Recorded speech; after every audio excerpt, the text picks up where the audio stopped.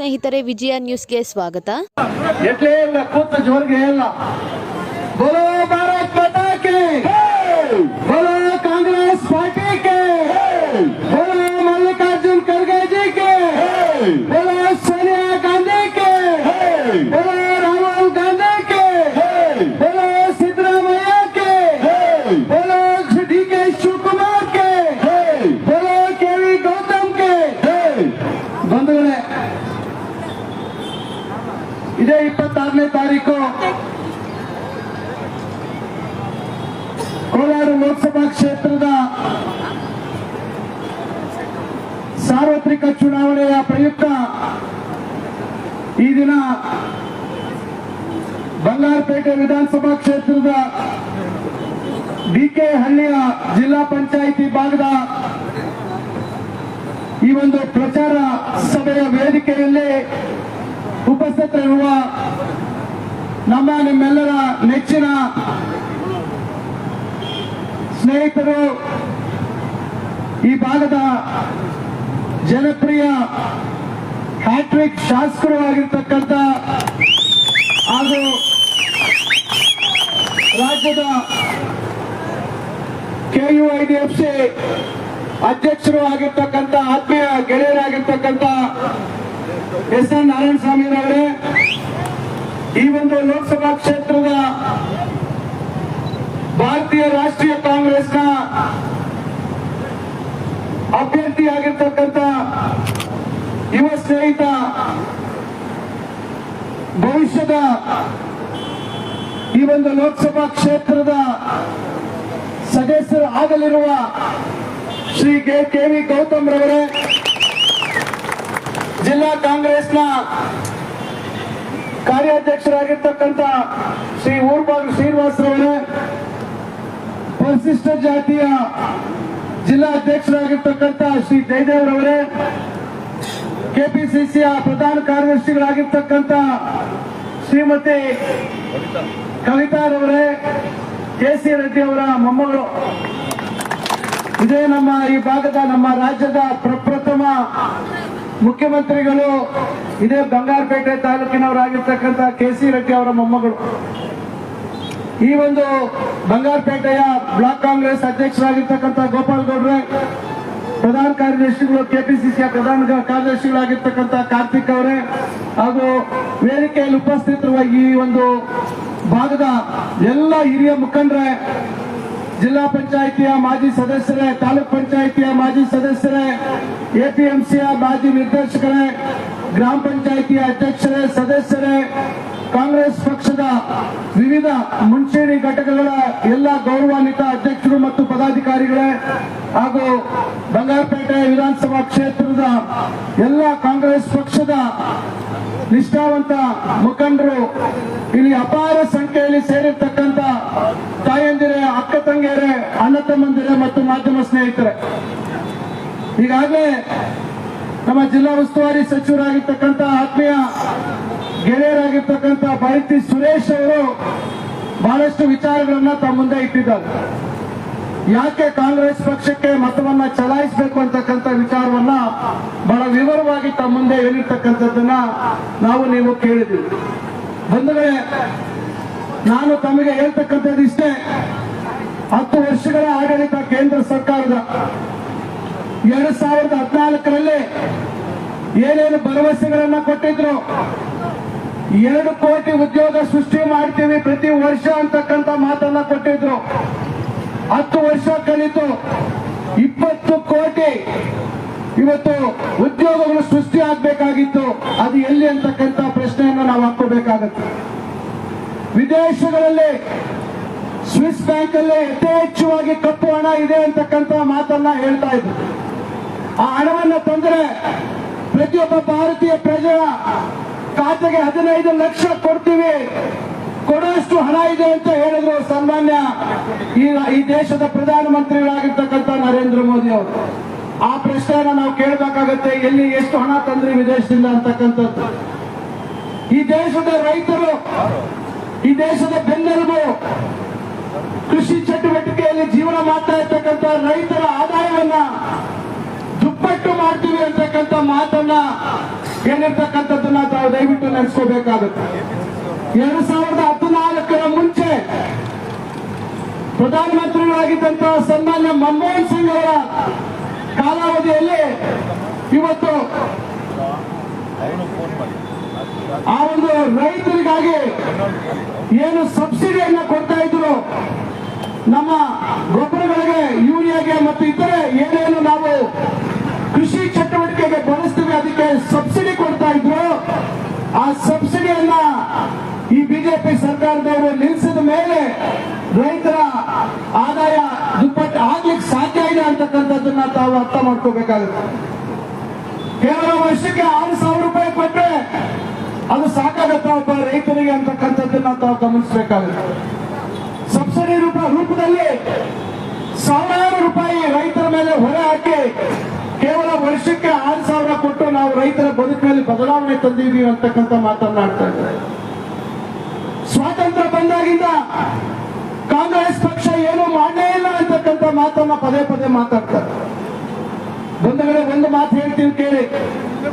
ಇವತ್ತು ನಾವು ಒಂದು ಮನೆ ನಿರ್ಮಾಣ ಮಾಡಬೇಕು, ಒಂದು ವಾಣಿಜ್ಯ ಕಟ್ಟಡ ನಿರ್ಮಾಣ ಮಾಡಬೇಕು ಅಂದ್ರೆ ಬಹಳ ಮಜಬೂತಾದ ಒಂದು ಭವಿಷ್ಯತ್ತಿನ ದೃಷ್ಟಿಯಲ್ಲಿ ನಾವು 2 ಅಂತಸ್ತು ಕಟ್ಟಬೇಕಾ 4 ಅಂತಸ್ತು ಕಟ್ಟಬೇಕಾ ಅಂತ ಹೇಳಿ ಯೋಚನೆ ಮಾಡಿ ಒಂದು ಗಟ್ಟಿಯಾದಂತಹ ಬುನಾದಿ, ಒಂದು ಪಾಯ ಹಾಕ್ತೀವಿ. ನಾವು ಒಂದು ಅಡಿಪಾಯವನ್ನ ನಾವು ಹಾಕ್ತೀವಿ.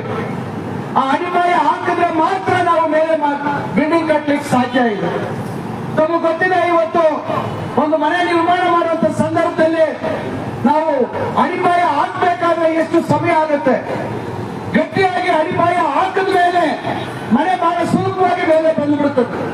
ನಾನು ಯಾಕೆ ಮಾತು ಹೇಳ್ತಾ ಇದ್ದೀನಿ ಅಂದ್ರೆ 1947ನೇ ಇಸ್ವಿಯಲ್ಲಿ ಈ ದೇಶವನ್ನ ಮಹಾತ್ಮ ಗಾಂಧಿ ಅವರು, ಸರ್ದಾರ್ ವಲ್ಲಭಾಯ್ ಪಟೇಲ್ ಅವರು, ಇನ್ನ ಇತರ ಮಹಾನ್ ನಾಯಕರೆಲ್ಲರೂ ತಮ್ಮ ಜೀವನವನ್ನ ಸ್ವಾತಂತ್ರ್ಯ ಭಾರತಕ್ಕಾಗಿ ಮುಡುಪಾಗಿಟ್ಟು ಅವರು ಈ ರಾಷ್ಟ್ರ ಜಾತ್ಯತೀತ ರಾಷ್ಟ್ರವಾಗಿ ಇರಬೇಕಂತಕ್ಕಂಥ ಮಾತನ್ನ ಪ್ರತಿಪಾದನೆ ಮಾಡಿ ಅವತ್ತು ಜಾತ್ಯತೀತ ರಾಷ್ಟ್ರ ಭಾರತ ರಾಷ್ಟ್ರ ಅಂತಕ್ಕಂಥದ್ದನ್ನ ಮಾಡಿದ್ರು. ಆ ಸಂದರ್ಭದಲ್ಲಿ ಜವಾಹರ್ಲಾಲ್ ನೆಹರು ಅವರು, ಸರ್ದಾರ್ ವಲ್ಲಭಾಯ್ ಪಟೇಲ್ ಅವರು ಏನು ಒಂದು ಅಧಿಕಾರದ ಚುಕ್ಕಾಣಿಯನ್ನ ಹಿಡಿದ್ರು, ಅವರು ಒಂದು ಭದ್ರವಾದ ಬುನಾದಿಯನ್ನ ಈ ದೇಶದ ಭವಿಷ್ಯತ್ತಿನ ಒಂದು ದೂರದೃಷ್ಟಿಯನ್ನ ಇಟ್ಕೊಂಡು ಆ ಬುನಾದಿಯನ್ನು ಹಾಕಿರ್ತಕ್ಕಂಥದ್ದನ್ನ ತಾವು ಗಮನಿಸಬೇಕಾಗುತ್ತೆ. ಆ ಭದ್ರವಾದ ಬುನಾದಿಯೇ ದೊಡ್ಡ ದೊಡ್ಡ ಕೈಗಾರಿಕೆಗಳು, ದೊಡ್ಡ ದೊಡ್ಡ ಸಂಸ್ಥೆಗಳು, ಐಟಿಐ ಸಂಸ್ಥೆಗಳು, ಐಎಂ ಸಂಸ್ಥೆಗಳು ಇವತ್ತು ಬಾಹ್ಯಾಕಾಶದಲ್ಲಿ ಮತ್ತು ಪ್ರಪಂಚದಲ್ಲಿ ಮುಂದುವರೆದ ಯಾವುದೇ ದೇಶಕ್ಕೂ ನಾವು ಹಿಂದೆ ಇಲ್ಲ ಅಂತಕ್ಕಂಥದ್ದು ಸರಿ ಸಮಾನವಾಗಿ ಇವತ್ತು ನಾವೇನಾದ್ರೂ ಇದೀವಿ ಅಂದ್ರೆ ಅದು ಕಾಂಗ್ರೆಸ್ ಪಕ್ಷದ ಕೊಡುಗೆ. ಈ ರೀತಿ ಆಹಾರ ಉತ್ಪಾದನೆಯಲ್ಲಿ ಬಹಳ ಮುಂದಾಲೋಚನೆ ಇಟ್ಕೊಂಡು ಹಲವಾರು ಕಾರ್ಯಕ್ರಮಗಳನ್ನ ಮಾಡಿದ್ರು. ಒಂದು ಭದ್ರ ಬುನಾದಿ ಹಾಕಿದ ಕಾರಣ ಇವತ್ತು ಎಲ್ಲ ಕಾಂಗ್ರೆಸ್ ಏನೋ ಮಾಡಿಲ್ಲ ಅಂತ ನಾವೇ ಮಾಡಿದೀವಿ ಅನ್ಕೊತಾರೆ. ದಯವಿಟ್ಟು ಅರ್ಥ ಮಾಡ್ಕೊಳ್ಳಿ.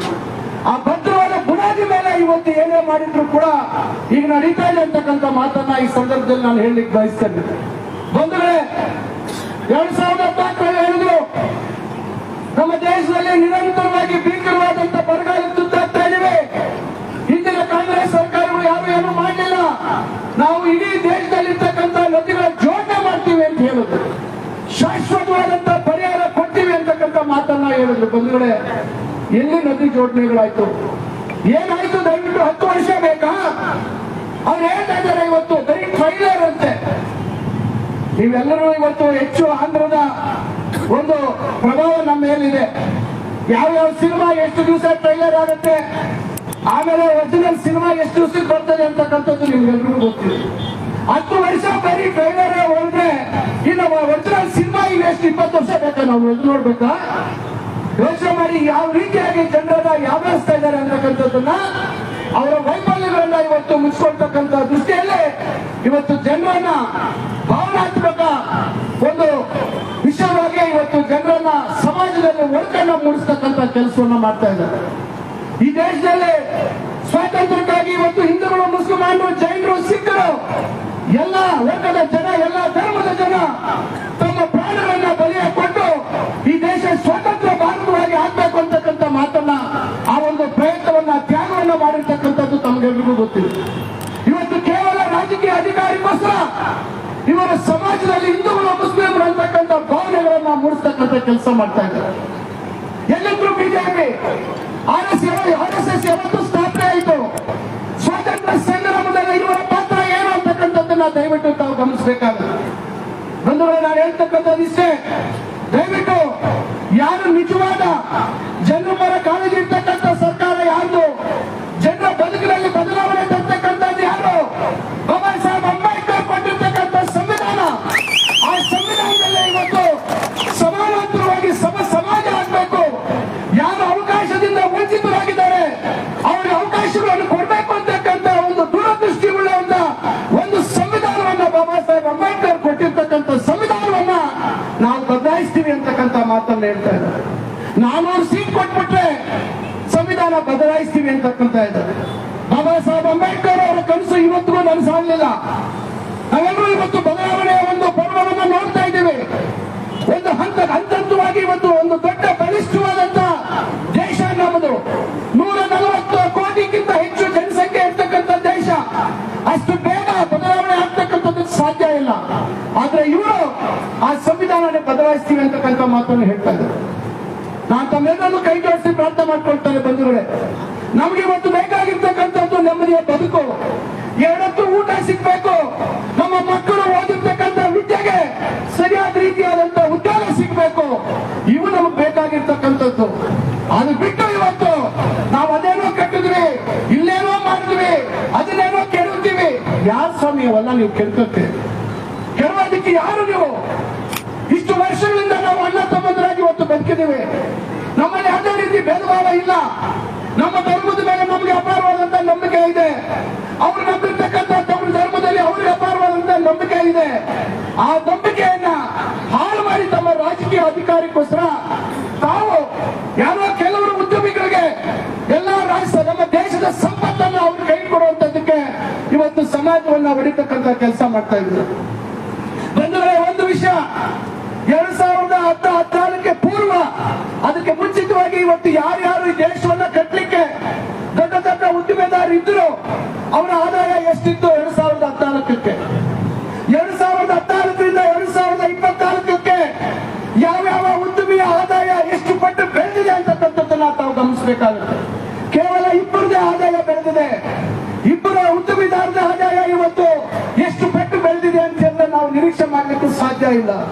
ಇವತ್ತು ಪ್ರಪಂಚದಲ್ಲೇ ಶ್ರೀಮಂತರ ಪಟ್ಟಿಗೆ ಸೇರ್ತಕ್ಕಂಥ ರೀತಿಯಲ್ಲಿ ಸರ್ಕಾರಿ ಸ್ವಾಮ್ಯದಲ್ಲಿರ್ತಕ್ಕಂಥ ಸಂಸ್ಥೆಗಳನ್ನ ಇವತ್ತು ಅವರು ಮಾರಾಟ ಮಾಡ್ತಕ್ಕಂಥ ಕೆಲಸ ಮಾಡ್ತಾ ಇದ್ದಾರೆ.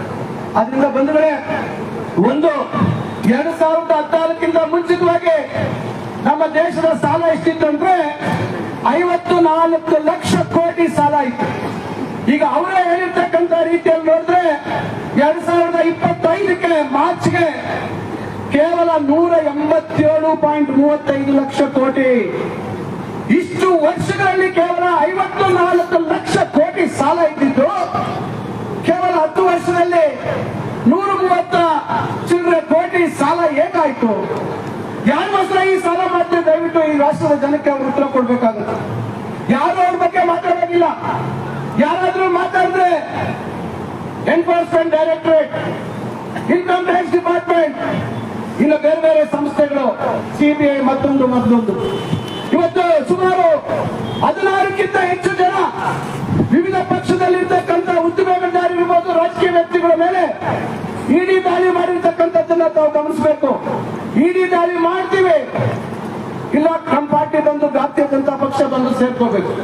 ಅಂದ್ರೆ ಬೇರೆ ಪಕ್ಷದಲ್ಲಿದ್ರೆ ಅವರು ಭ್ರಷ್ಟರು, ತಮ್ಮ ಪಕ್ಷಕ್ಕೆ ಬಂದ್ಬಿಟ್ರೆ ಅವರು ಬಹಳ ಸ್ವಚ್ಛ ಆಗ್ಬಿಡ್ತಾರೆ.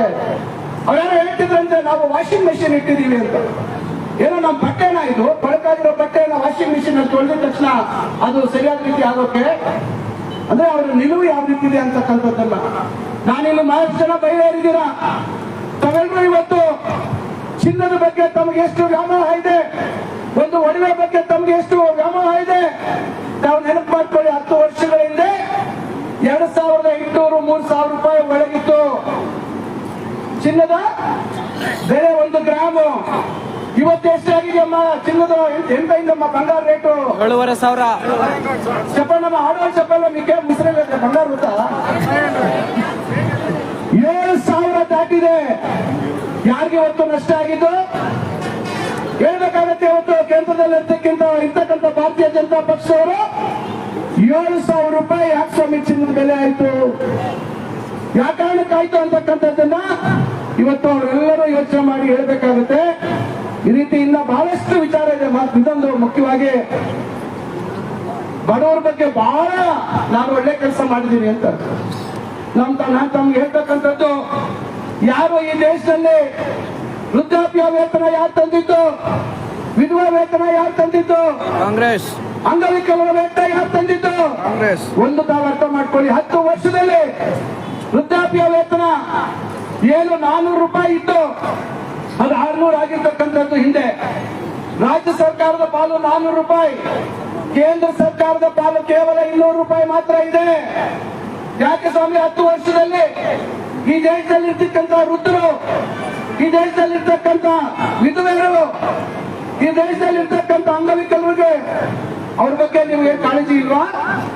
ಯಾಕೆ ತಾವು ಅವರ ವೃದ್ಧಾಪ್ಯ ವೇತನವನ್ನು ಹೆಚ್ಚು ಮಾಡುವಂತದ್ದಕ್ಕೆ ಯಾಕೆ ತಾವು ಕ್ರಮ ತೆಗೆದುಕೊಳ್ಳಿಲ್ಲ? ಬರೀ ಉಡಾಫೆ ಮಾತು ಹೇಳ್ತಾ ಇದ್ದೀರಲ್ಲ. 10 ವರ್ಷದಿಂದ ಏನು ನಿಮ್ಮ ಪಾಲು, ಕೇಂದ್ರದ ಪಾಲು ಅಂತಕ್ಕಂಥ ಮಾತನ್ನ ಈ ಸಂದರ್ಭದಲ್ಲಿ ನಾನು ಕೇಳಲಿಕ್ಕೆ ಬಯಸ್ತೇನೆ. ಅದರಿಂದ ಬಹಳಷ್ಟು ವಿಷಯಗಳಿದ್ದಾವೆ. ತಾವೆಲ್ಲರೂ ಬಹಳ ಹೆಚ್ಚಿನ ಸಂಖ್ಯೆಯಲ್ಲಿ ಬಂದಿದ್ದೀರಾ. ನಾನು ಹೆಚ್ಚು ಮಾತಾಡ್ತೀರಾ, ಕೇಂದ್ರ ಸರ್ಕಾರದ ವೈಫಲ್ಯಗಳನ್ನ ಬಹಳಷ್ಟು ಸೂಕ್ಷ್ಮವಾಗಿ ಸಂಕ್ಷಿಪ್ತವಾಗಿ ತಮ್ಮ ಮುಂದೆ ಇರ್ತಕ್ಕಂಥ ಪ್ರಯತ್ನ ಮಾಡಿದ್ದೀವಿ. ನಾನು ತಮ್ಮೆಲ್ಲರಲ್ಲೂ ಕೈ ಜೋಡಿಸಿ ಪ್ರಾರ್ಥನೆ ಮಾಡ್ಕೊಳ್ತೇನೆ. ದಯವಿಟ್ಟು 10-11 ತಿಂಗಳಿಂದ ತಾವು ನೆನಪು ಮಾಡ್ಕೊಳ್ಳಿ. ಇದೇ ನಮ್ಮ ಬಂಗಾರಪೇಟೆ ಕ್ಷೇತ್ರದ ಶಾಸಕರು, ಇಲ್ಲಿರ್ತಕ್ಕಂಥ ಬಹಳಷ್ಟು ಜನ ಮುಖಂಡರು ನಿಮ್ಮ ಮನೆ ಬಾಗಿಲಿಗೆ ಬಂದಿದ್ರು. ಏನಕ್ಕೆ ಬಂದಿದ್ರು ನಿಮ್ಮ ಮನೆ ಬಾಗಿಲಿಗೆ? ತಾಯಂದ್ರೆ ಕೇಳಿ. ಗ್ಯಾರಂಟಿ ಕಾರ್ಡ್ ಇಟ್ಕೊಂಡು ಸಿದ್ದರಾಮಯ್ಯ ಅವರು, ಡಿ ಕೆ ಶಿವಕುಮಾರ್ ಅವರು ಸಹಿ ಮಾಡಿರ್ತಕ್ಕಂಥ ಕಾರ್ಡ್ ಅನ್ನ ನಿಮ್ಮ ಮನೆ ಬಾಗಿಲಿಗೆ ತಂದ್ರು.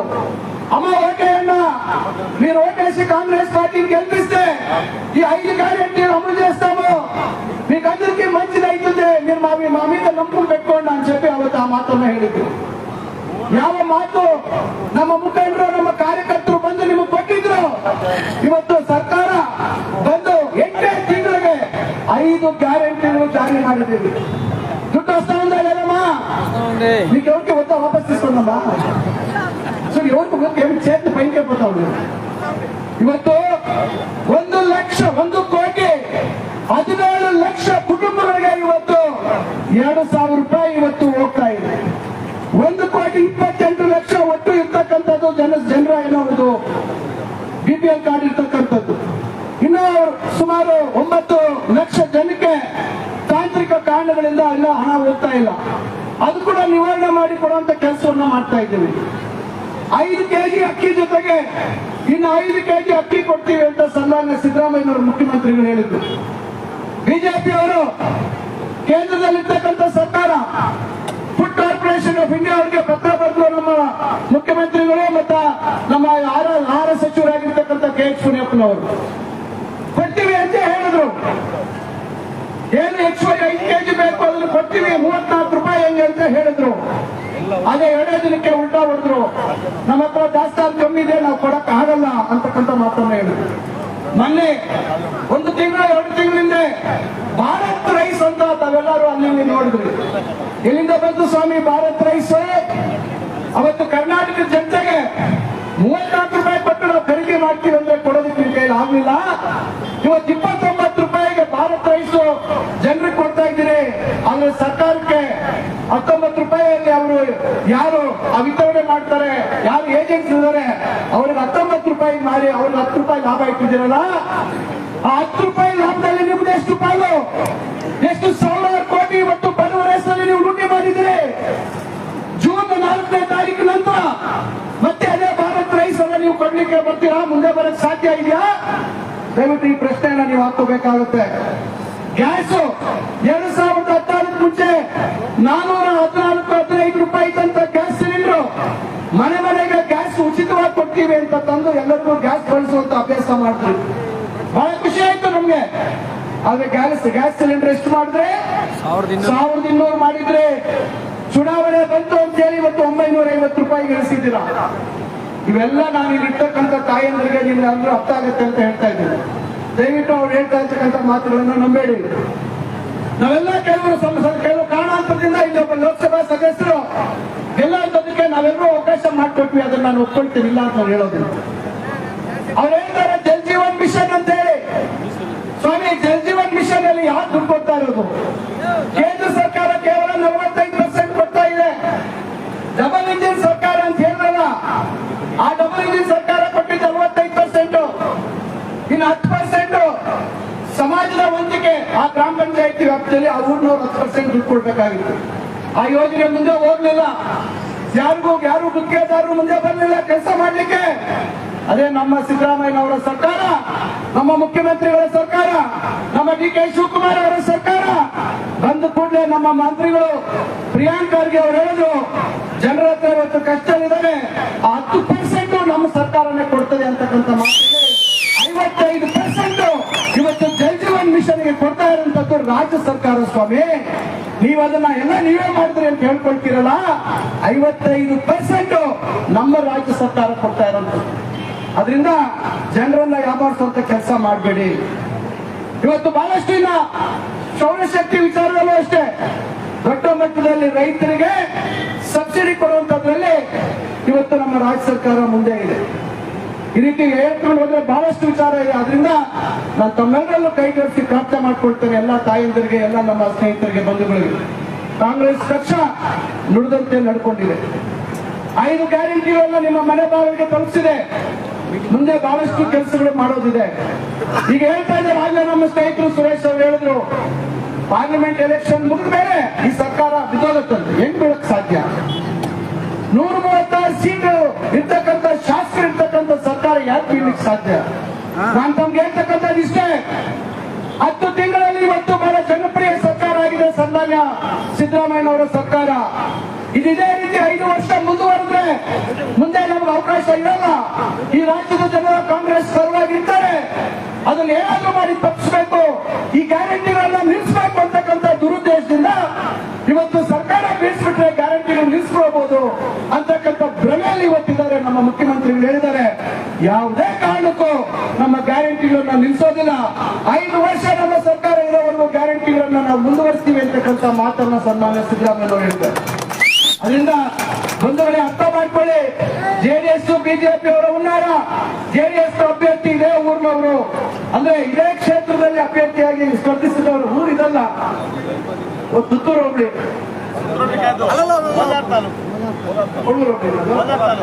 ಕೋಲಾರ ಕಸ್ಬನ. ಈ ಕ್ಷೇತ್ರದಲ್ಲಿ 2 ಬಾರಿ ಶಾಸಕರಾಗಿ ಆಯ್ಕೆಗೊಂಡ ಪ್ರಯತ್ನ ಮಾಡಿದ್ರು. ಅದೇ ನಾರಾಯಣ ಸ್ವಾಮಿ ಅವ್ರ ಮುಂದೆ ಅವ್ರ ಆಟ ಏನು ನಡೀಲಿಲ್ಲ. ನೀವೆಲ್ಲರೂ ನಾರಾಯಣ ಸ್ವಾಮಿ ಅವರಿಗೆ ದೊಡ್ಡ ಮಟ್ಟದಲ್ಲಿ ಆಶೀರ್ವಾದ. ನಾನು ತಮ್ಮೆಲ್ಲ ನೆನೆಸ್ಕೊಳ್ತೇನೆ, ಒಬ್ಬ ಯುವಕ, ಕಾಂಗ್ರೆಸ್ ಪಕ್ಷದ ಸಂಘಟನೆಯಿಂದ ಮೇಲ್ ಬಂದಿರ್ತಕ್ಕಂಥ ಯುವಕ, ಈ ತರ ಹೇಳ್ತಾ ಇದ್ರು, ಅಣ್ಣ ಮಯಮ್ಮ ಚಿಂತಾಮಣಿ ಅಂತ ಹೇಳ್ತಾ ಇದ್ರು. ಅವ್ರ ತಾಯಿ ಚಿಂತಾಮಣಿ ಅವರು ನನ್ನ ಕ್ಷೇತ್ರದವರು, ಅವ್ರ ತಾಯಿ ಈಗ ಅವ್ರಿಲ್ಲ, ಅವ್ರು ತೀರ್ಕೊಂಡಿದ್ದಾರೆ.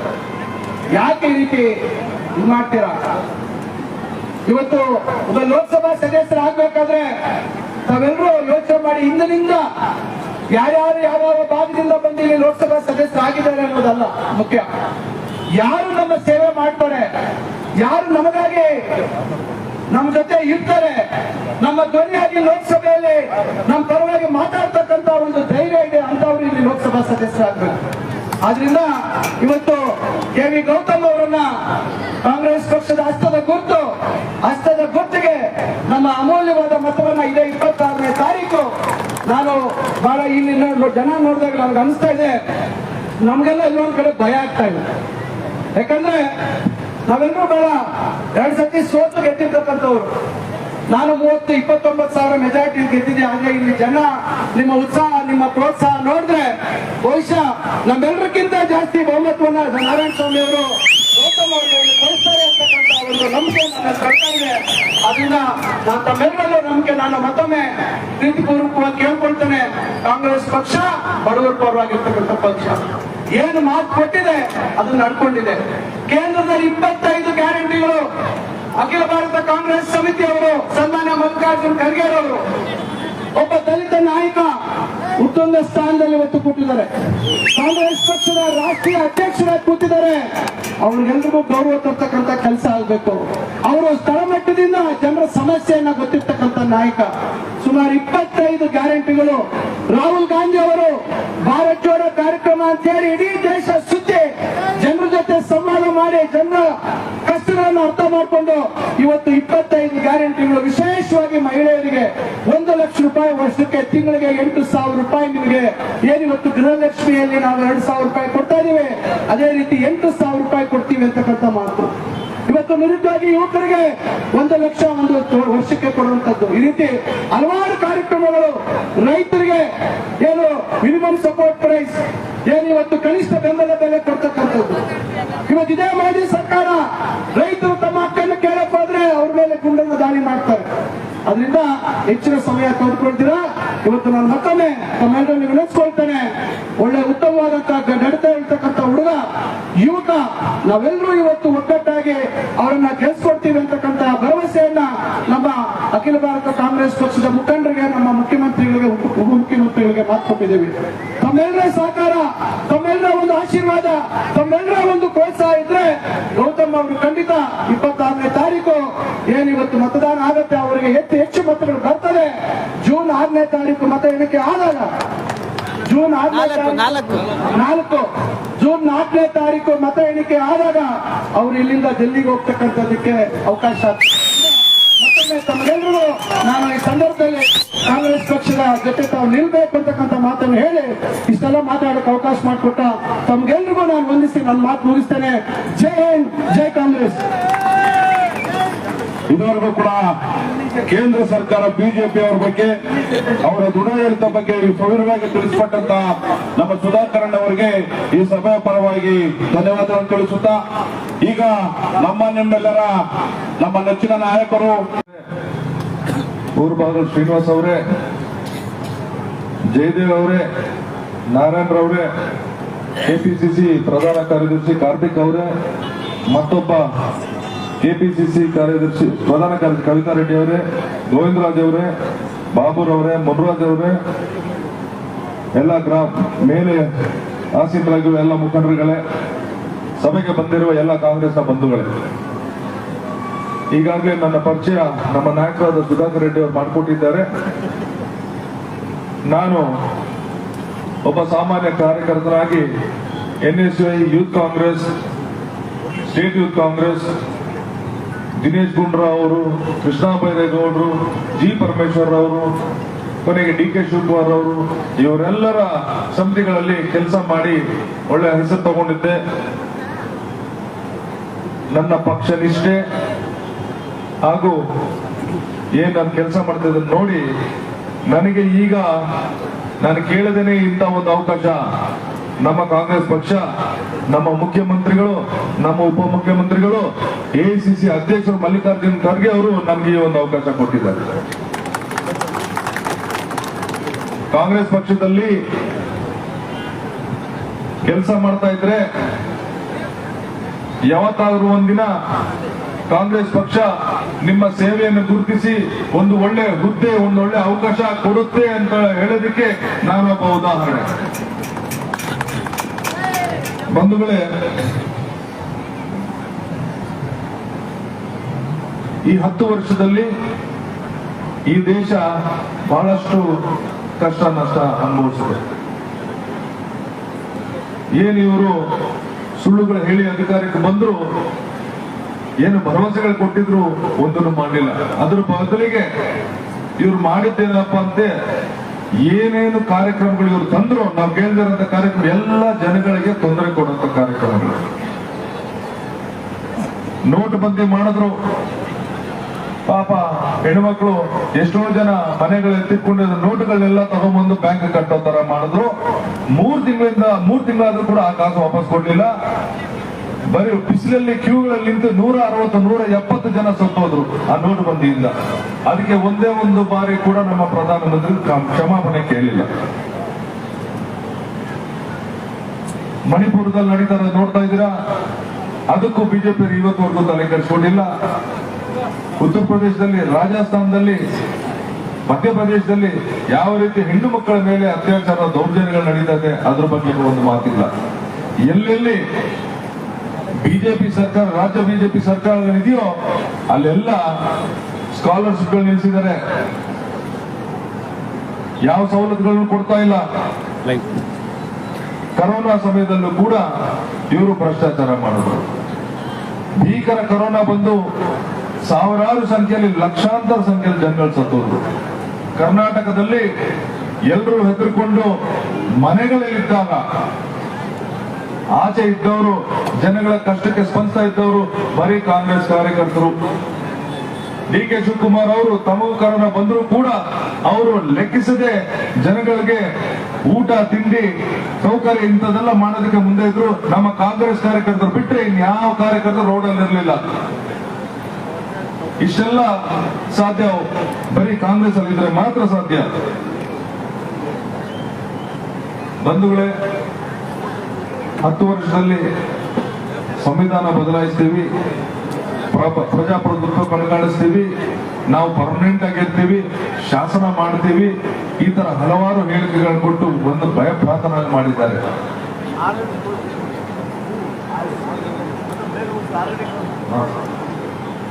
ನಿಮ್ಮಲ್ಲಿ ನಾನು ಕಳಕಳಿಯಿಂದ ಬೇಡ್ಕೊಳ್ಳೋದೇನೆಂದ್ರೆ, ನಿಮ್ಮ ಸೇವೆ ಮಾಡೋದಕ್ಕೆ ನನ್ನೊಂದು ಅವಕಾಶ ಕೊಡಿ. ನಾನೇನು ವೇಸ್ಟ್ ಹಾಕೊಂಡು ಕೂಲಿ ಕ್ಲಾಸ್ ಹಾಕೊಂಡು ಸುಮ್ಮನೆ ಪಾರ್ಲಿಮೆಂಟ್ ಅಲ್ಲಿ ಕೂತ್ಕೊಳ್ಳೋ, ಒಂದು ಮಾತು ಮಾತಾಡದೆ ಕೂತ್ಕೊಳ್ಳೋದಂತವನ್ನೆಲ್ಲ ನಿಮಗಾಗಿ ಮಾತಾಡ್ತೀನಿ. ನಿಮಗೇನು ಸವಲತ್ತುಗಳು ಬರಬೇಕು, ದೆಹಲಿಯಿಂದ ನಿಮಗೆ ನ್ಯಾಯವಾಗ ಸಲ್ಲಬೇಕಾದ ಎಲ್ಲ ಸೌಲಭ್ಯಗಳು ತಂದುಕೊಡುವಂತ ಭಾರ ನಂದು. ನೀವು ನನಗೆ 26ನೇ ತಾರೀಕು ನನ್ನ ಹಸ್ತದ ಗುರುತಿಗೆ ನಂಬರ್ 1 ಸೀರಿಯಲ್ ನಂಬರ್ ಇದಕ್ಕೆ ವೋಟ್ ಹಾಕಿ, ನಿಮ್ಮ ಮನೆ ಮಗನಾಗಿ, ನಿಮ್ಮ ಅಣ್ಣ ತಮ್ಮಂದರಾಗಿ, ನಿಮ್ಮ ಸ್ನೇಹಿತರಾಗಿ ನಿಮಗೋಸ್ಕರ ಕೆಲಸ ಮಾಡ್ತೀನಿ ಅಂತ ಹೇಳ್ತಾ ನನ್ನ ಮಾತು ಮುಗಿಸ್ತೀನಿ. ಜೈ ಹಿಂದ್, ಜೈ ಕಾಂಗ್ರೆಸ್. ಸಭೆಯನ್ನು ಕುರಿತು ತಮ್ಮೆಲ್ಲರಲ್ಲಿ